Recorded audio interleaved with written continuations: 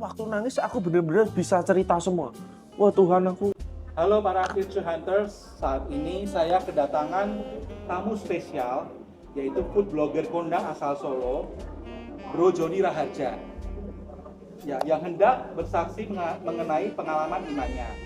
Tetapi sebelumnya, jangan lupa ya untuk like dan subscribe channel baru saya ini. Terima kasih. Baik, Bro Joni, mungkin Bro Joni bisa langsung ingin sharing nih. Sepertinya Bro Joni punya pengalaman iman yang Banyak ya. banyak. Gimana Bro Joni? Mau tahu dari mana dulu nih? Dari mungkin yang dari mula-mula. Tahun-tahun mudaku. Ya. Wah, kayak udah tua aja ini ya. Oke. Jadi aku dulu pernah ini kesaksian ya. Iya. Tahun 2002, kamu tahu nggak di yang aku kecelakaan kereta itu? Tahu. Nah, Ya, tahu. Sudah kecelakaan waktu kereta, kecelakaan kereta itu yang paling parah itu di gerbongku. ya? Itu kereta Solo Jakarta ya. Argo Dwi Pangga kalau nggak salah. Pangga. Nah, itu pas di gerbongku tuh paling parah dan yang guling ke sawah. Pas kejadian itu, wah itu waktu aku bangun itu aku cuman tinggal guling ke kiri dikit gini udah keluar. Itu coba kalau aku yang di bawah situ terus ketindihan keretanya apa enggak? Mati gitu loh. Nah kebetulan aku, ini sebelahku lubang. Ini aku udah tinggal balik rolling gitu aja udah keluar gitu loh. Jadi di situ tuh salah satu yang buat aku tuh kayak percaya kalau Tuhan itu ada buat kita gitu loh. Nggak nyangka loh, aku waktu itu ya intinya cuman kayak luka aja di sini. Sama boyok tuh kayak sakit-sakit aja gitu loh. Ya kayak gitu. Tapi tidak ada luka yang serius sampai gegar otak atau apa, sampai ketindihan atau apa. Padahal waktu itu aku masuk lagi ke gerbong buat lihat orang-orang itu. Tapi kan nggak kelihatan karena nggak ada lampu. Di jam pukul berapa itu? Malam. Malam. Jam 10 lebih, jadi gelap banget guys gitu. Itu posisinya berarti waktu itu Bro Joni lagi mungkin tidur kemudian Betul. tiba-tiba Baru mau tidur. Terus tiba-tiba oleng, kereta oleng, lampu mati semua, terus langsung ya? dung. Ada yang meninggal, 8 orang kalau nggak salah. Terus ada yang patah kaki di dalam kayak gitu-gitu. Sampai di dalam tuh ada yang minta tolong saya mau telepon rumah, tolong kaki saya patah nggak bisa jalan. Ya udah aku bantuin gitu. Kebetulan aku bawa HP 2, yang satu hilang, lagi aku mau masuk mau cari nggak ketemu. Yang satu aku pegang terus. Nah itu aku bantuin orang itu. Itu ya bisa dibilang itu salah satu yang pertama kali lah. Ya lolos dari maut lah ya. Serem juga ya, mencekam ya. Yes. Sepertinya kayaknya ada teman kita juga yang waktu itu kejadian juga ya. Adiani. Ya, itu. Kemudian mungkin ada lagi cita-cita lain gitu. Cita-cita apa nih? Cerita-cerita. Oh, kirain cita-cita. Cita-cita lain. Cita-cita jadi YouTuber ya? YouTuber. Nah, YouTubernya beda. Silahkan Pak Adi minum dulu. Thank you.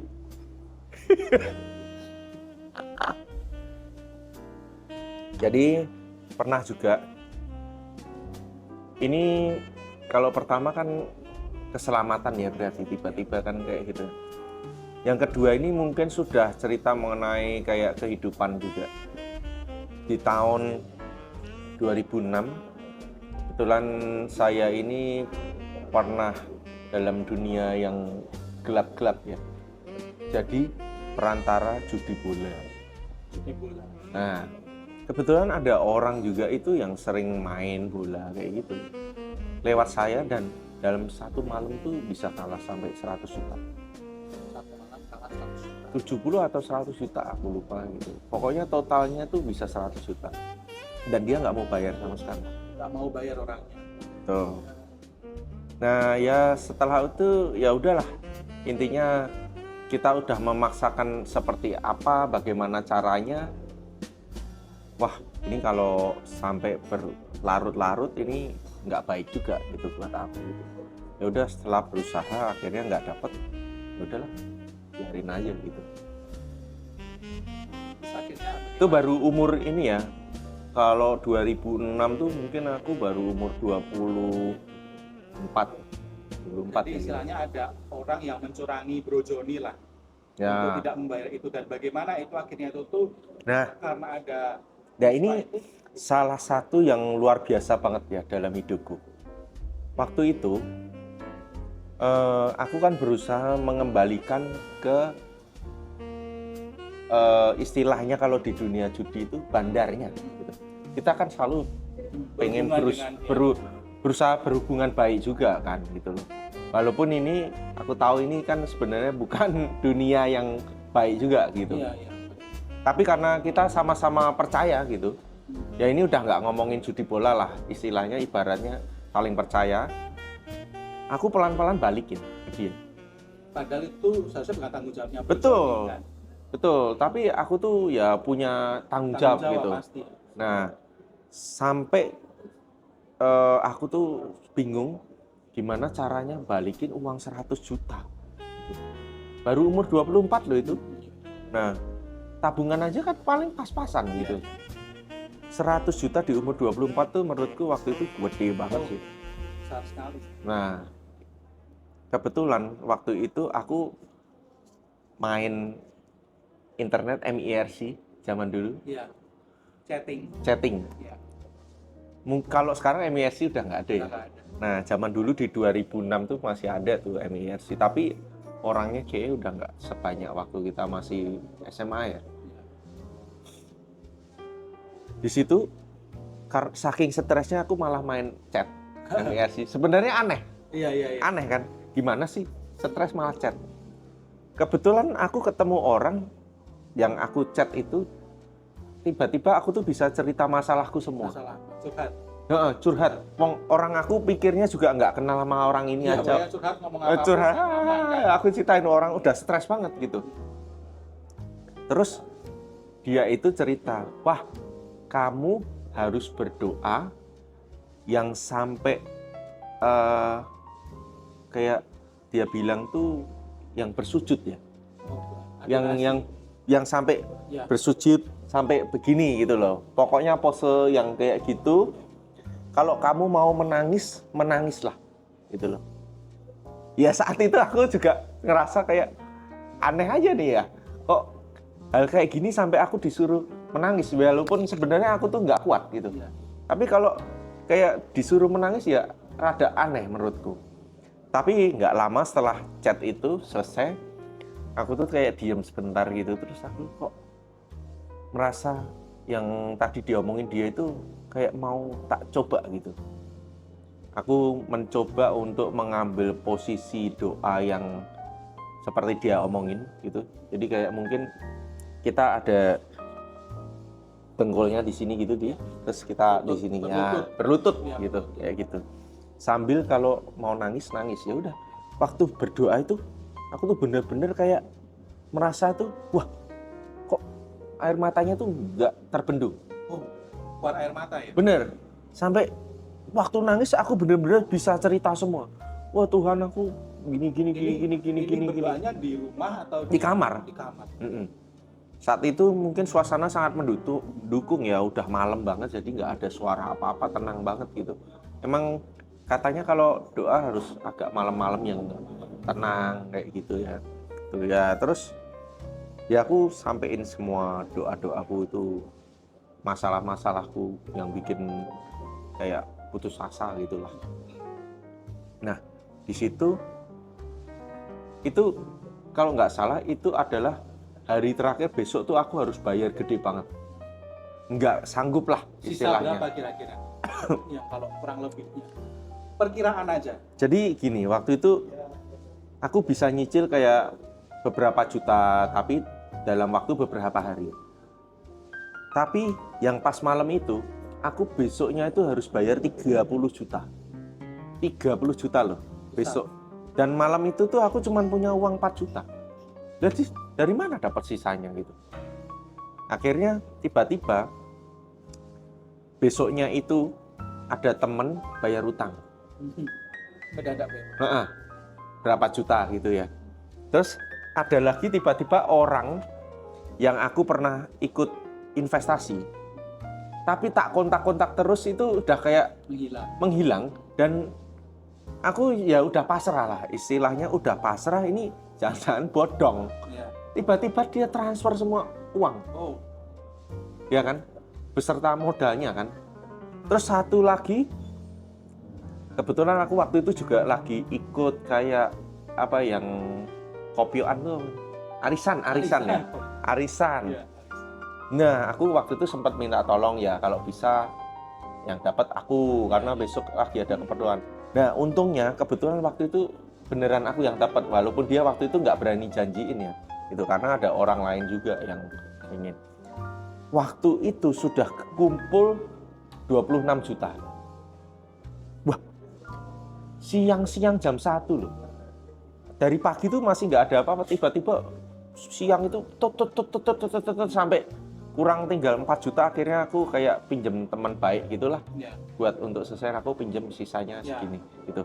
Akhirnya dalam satu hari itu berarti uang 30 juta yang aku udah nggak tahu harus gimana bayarnya itu terbayarkan di hari itu.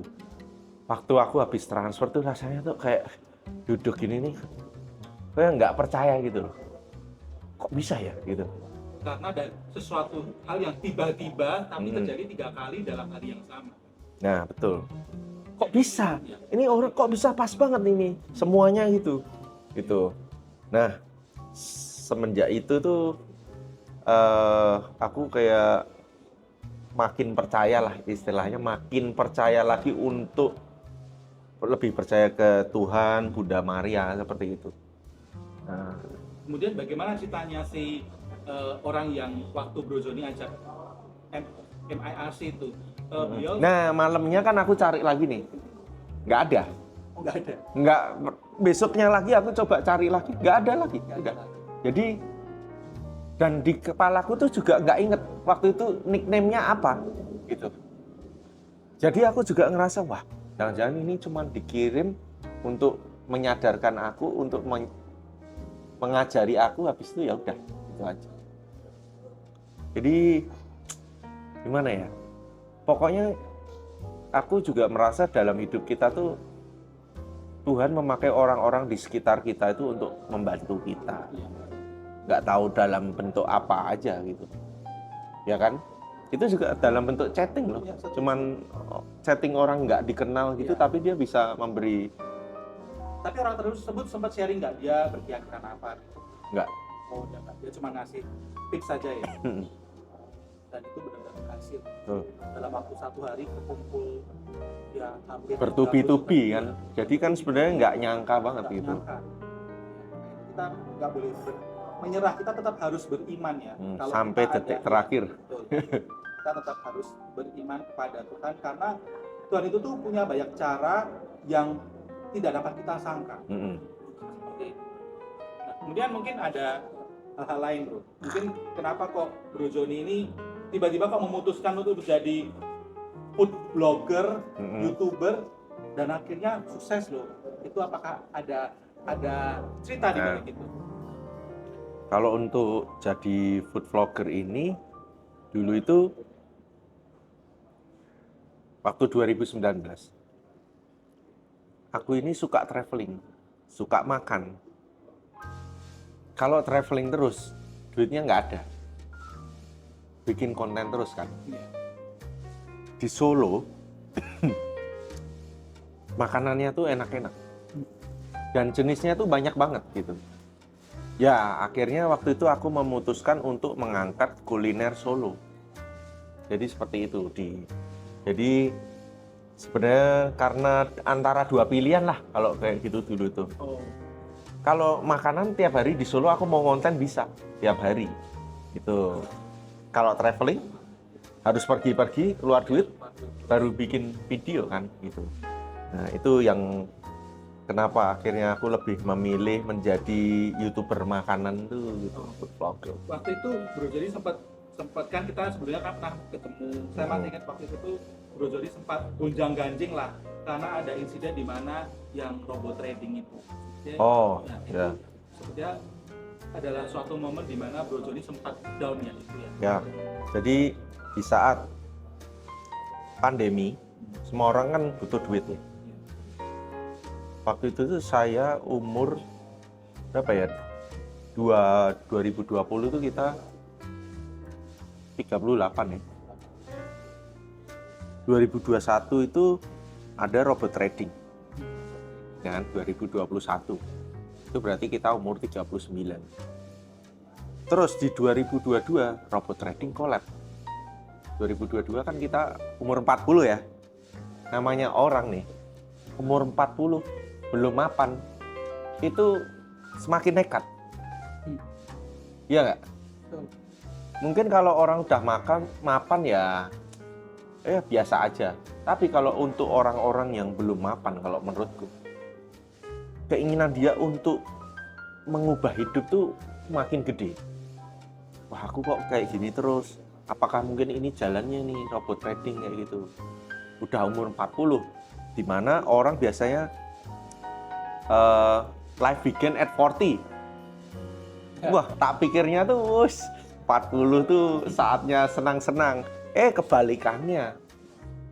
Malah dikasih jomplang, dikasih kelunting gitu. Nah, jadi bener-bener yang kehidupanku tuh 180 derajat dari sebelumnya juga ya. Kalau dipikir-pikir, yang biasa mungkin santai-santai hidup sehari-hari, santai-santai aja, sudah mulai menikmati robot trading, tiba-tiba kelunting semua dan hilang semua.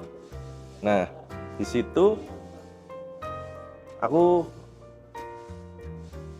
pernah minta tolong sama mamaku dibantu. Dan kebetulan kadang-kadang ada bantuan lain dari mamaku yang mungkin aku bisa. Nah, ini robot trading ini memberikan kerugian Bro Joni Ratusan juta. Itu uangnya Bro Joni sendiri atau ada tanggung jawab juga dengan pihak lain? Ini yang lebih parah lagi. Aku nggak pakai uang dingin. Aku pakai uang panas.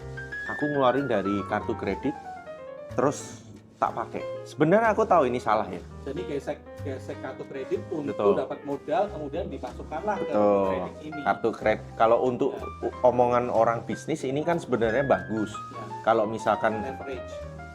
ini kena bunga berapa, di sana dapatnya berapa. Nah, karena itu masuk akal dan aku percaya sama robot trading dulunya ya. Jadi ya udah kan tinggal ngeluarin terus nanti dilemparin lagi kayak gitu, tiap bulan bayar gitu. Ternyata ya Tuhan berkehendak lain kan. Gitu. Kerugiannya lumayan banyak juga. Artinya bagaimana cara recovery, bagaimana cara ya bisa bangunlah dari situasi seperti itu. Nah ini dia, ini yang mungkin benar-benar yang aku bilang ini adalah titik terendah di dalam hidupku tuh mungkin saat itu. Jadi setelah kena robot trading tuh masih ada beberapa peristiwa lagi yang bikin aku tuh makin down. Ditipu temen juga terakhir dari just tip kayak gitu. Nah sampai suatu saat tuh aku sudah benar-benar nggak punya apa-apa. Tiap bulan, tiap hari, beberapa hari sekali harus bayar kartu kredit kayak gitu. Bergumul ya. Bener, 3 hari sekali bayar kartu kredit, 3 hari sekali ada 5-6 kartu kredit gitu.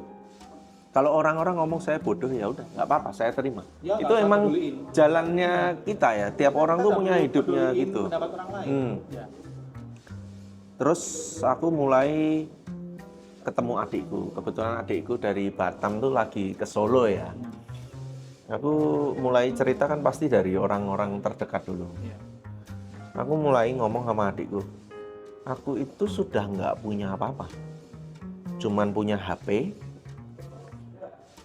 akun IG, akun TikTok, akun YouTube, kamera buat YouTube, udah nggak punya apa-apa lagi aku. Jadi kalau ngomong rumah juga masih tinggal sama orang tua. Yesus, tapi kita masih punya Yesus. Nah iya gitu loh. Itu yang paling penting ya sebenarnya. Sampai suatu saat Tuhan itu membantu lagi lewat orang-orang di sekitar kita. Kebetulan ada teman dekat lah. Mereka ngajakin keluar makan suami istri. Ini ngomong nggak apa ya? Nggak usah. Silakan. Ya, itu ada temanku si Chris sama Nana itu ya. Ketemu, aku juga cerita-cerita. Sama kayak aku curcol ke adikku gitu lah. Udah nggak punya apa-apa kayak gini gitu. Kalau adikku waktu itu menyarankan, ya kamu harus stay di sosmed ini kok. Oh ya udah gitu. Terus ya nggak lama ketemu sama temen deket gitu. Lama nggak ketemu lah istilahnya, mereka ayo ketemu mau makan gitu. Makan, aku setelah cerita-cerita gitu mereka tuh cuman bilang, oh kalau kamu sudah tahu belum solusi untuk masalahmu itu apa? Tanya gitu. Oh kalau aku sih saat ini udah taunya ya cuma dengan menerima endorse gitu. Lakukan itu hari ini juga gitu. Ya tapi aku bilang aku nggak punya HP yang bagus, yang memadai. Waktu itu sudah aktif dalam meliput makanan, tapi Kan jadi ya. YouTube dari 2019 di. Oh iya, Itu kan 2023. memang sudah punya portfolio, cuma memang YouTube. waktu itu, ya YouTube dan memang dilakukan secara sukarela ya, memang Betul. dengan motif untuk membantu para pemilik Bener, restoran bener. tersebut untuk Bener. mengangkat pendapatan Yes, tanpa betul. imbalan lah. Bener, Ya, bener. ya. Nah, setelah itu kan temen itu bilang, kalau saya jadi kamu nih ya, aku beli HP sekarang juga supaya bisa untuk konten, bisa untuk menghasilkan gitu. Aku bilang, tagihanku itu banyak, cicilanku itu banyak gitu. Kalau kamu suruh aku nyicil lagi, ya, aku mana berani gitu loh.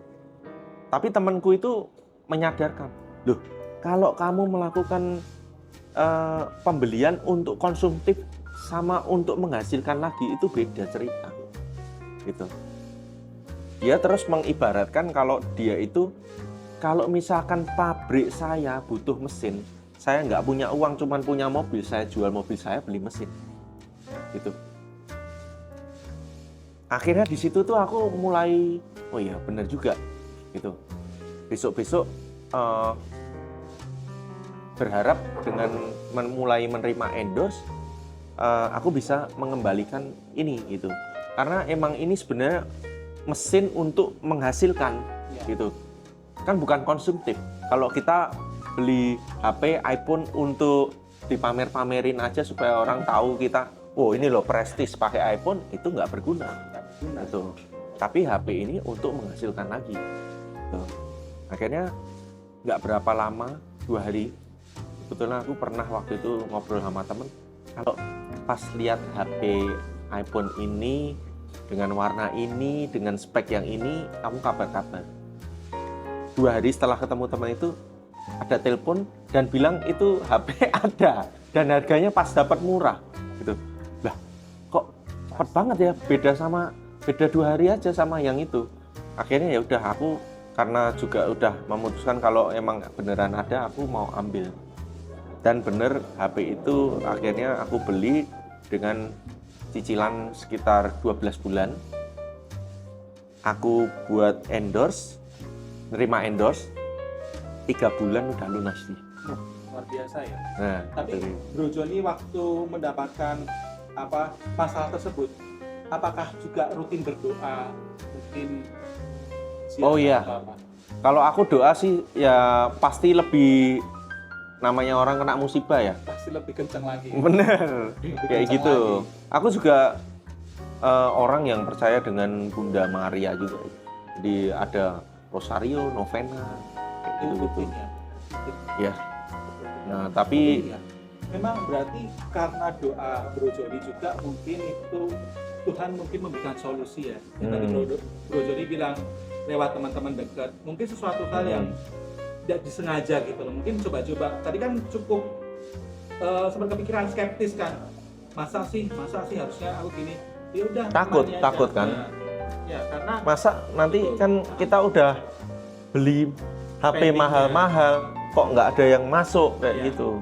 Udah, masalahnya kita lagi ada tanggung jawab besar, kemudian ada spending yang lebih besar lagi. Betul. Gitu. Tapi yang spending ini untuk keperluan money generation. Bener. Istilahnya seperti itu. Dan satu ya, kalau teman bilang itu Dia itu, kita itu mungkin sudah tahu apa yang mau kita lakukan, tapi butuh orang di sekitar kita untuk mengepus kita, untuk melakukan apa yang kita harusnya udah tahu mau kita lakukan.